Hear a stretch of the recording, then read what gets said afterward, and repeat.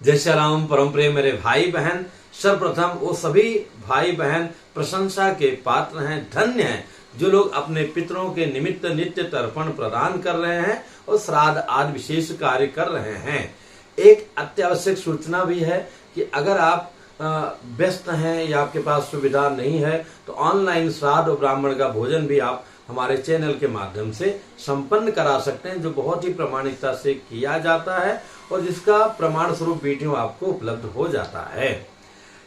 मेरे भाई बहन, कई लोग अज्ञानतावश अथवा आलस्य के वश, प्रमाद के वश पूरे पितृपक्ष में अपने घर के भगवान का, देवी देवताओं का पूजन करना बंद कर देते हैं, पर्दा लगा देते हैं।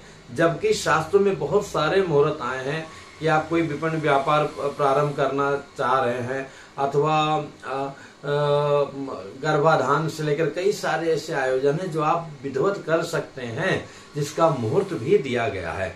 तो ऐसे में भगवान की पूजा न करना प्रमादवश ये तो महापाप होगा। इससे कहीं ना कहीं आपके पितरों को भी दोष लगेगा और फिर वो और भी जय जय सिया राम उनका कोप हम लोगों को प्राप्त हो सकता है।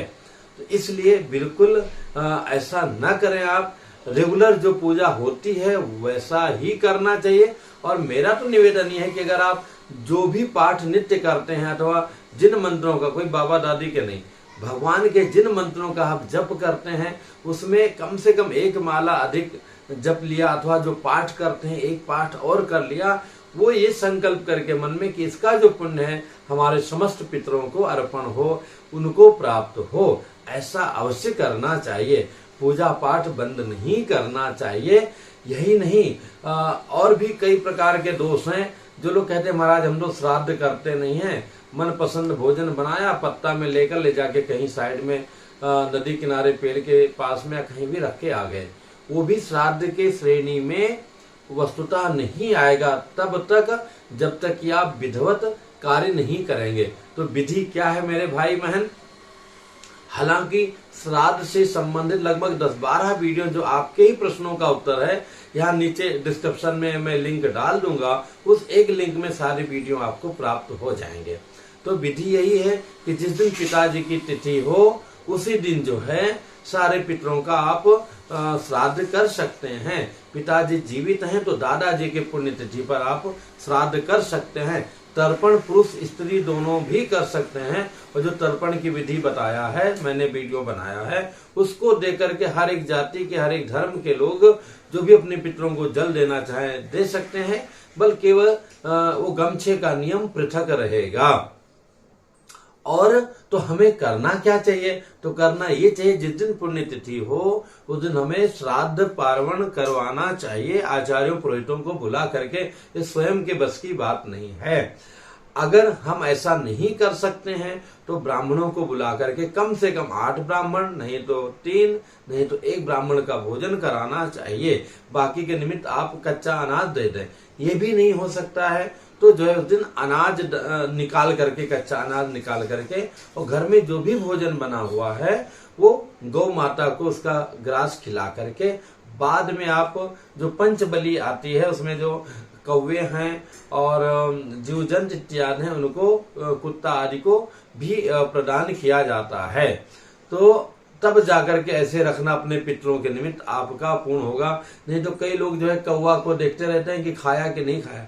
अरे मेरे भाई बहन, आपके पूर्वज कौवा नहीं बने हैं। हो सकता है वो देवलोक में हो या कहीं पितृलोक में हो अथवा गंधर्व लोक में हो, कहाँ पर हो सकता है आपके घर के आसपास ही अलग रूप उनको प्राप्त हो गया हो। तो जहां पर है, जिस लोक में है, उनको जिस चीज का नीड है, आवश्यकता है, वहां उनको उसकी प्राप्ति अवश्य होगी। आप अगर श्रद्धा विश्वास पूर्वक नियम से कार्य करेंगे तो ऐसे में हमें लापरवाही बिल्कुल नहीं करना चाहिए। समझ के कार्य करेंगे तो ही पूरा लाभ मिलेगा।